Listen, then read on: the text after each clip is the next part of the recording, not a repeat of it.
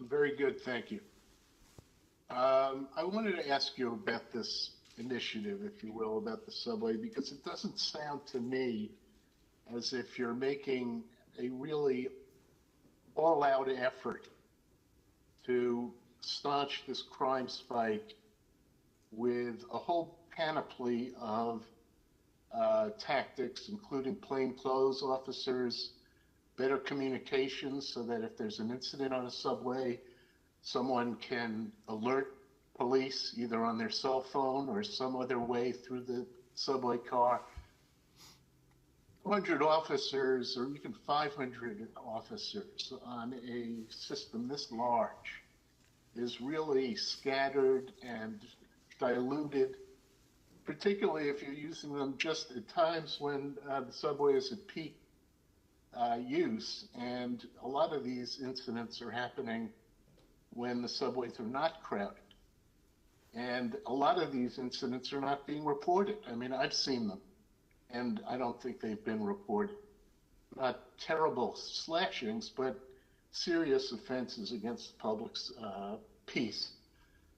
So I'm wondering why you feel that this is a sufficient response, considering the kind of the enormity of the impact that these incidents are having on the city.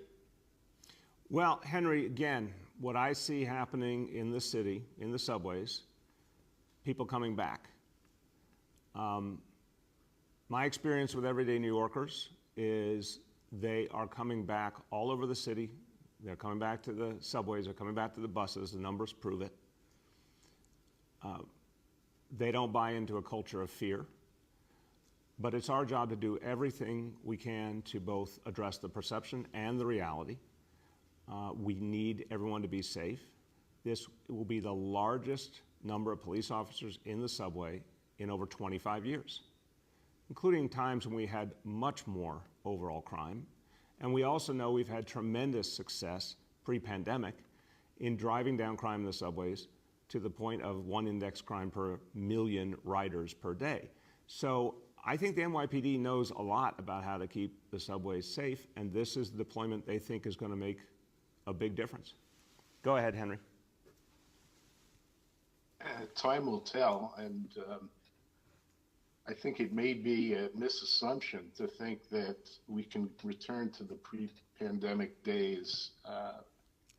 Henry, I think it may be a misassumption to assume we can't. I think we will return and then surpass. Truly, I really believe this. I'm not counting this as a question. I'm making an editorial comment. I appreciate it. I believe the city, in terms of across the board, schools, jobs, safety, over the next year or two, I believe we will meet the pre-pandemic reality and then surpass it. I really believe it. And anyone who thinks otherwise doesn't, in my opinion, understand the very clear patterns in New York City history and the will of New Yorkers to bring this city back. Just go walk around, you can see it happening already, but a lot more to come. Go ahead, Henry. Well, I'm going to use my second question to return to this subject, even though I had another question. And that is that,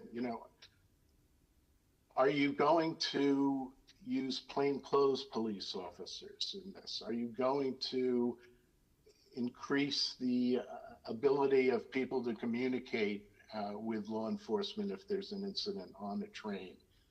Are you going to, is it just a numbers question for you, or are there other kinds of things that the city and the NYPD and the MTA could do working together to really increase the confidence level on the subway, aside from numbers? No, it's a great point, Henry. Yes, the answer is always yes. We'll have folks from the NYPD talk to you about tactics that make sense to talk about publicly versus ones that might be best kept a little quieter, and how people can, register anything they see. But what we know is the NYPD uses a variety of approaches. Recent example with our Asian hate crimes task force where they started going to undercover officers and found that that was extremely effective, catching some of the folks who were perpetrators of hate crimes. So I think a variety of tools make sense here. But, you know, as we saw the other day, folks did something absolutely wrong. They were caught immediately. One thing that's true nowadays that wasn't so true when I was starting out, you know, it used to be that folks got away. People don't get away anymore for a variety of reasons, video and other reasons. Everyone who commits a crime gets found, almost without exception.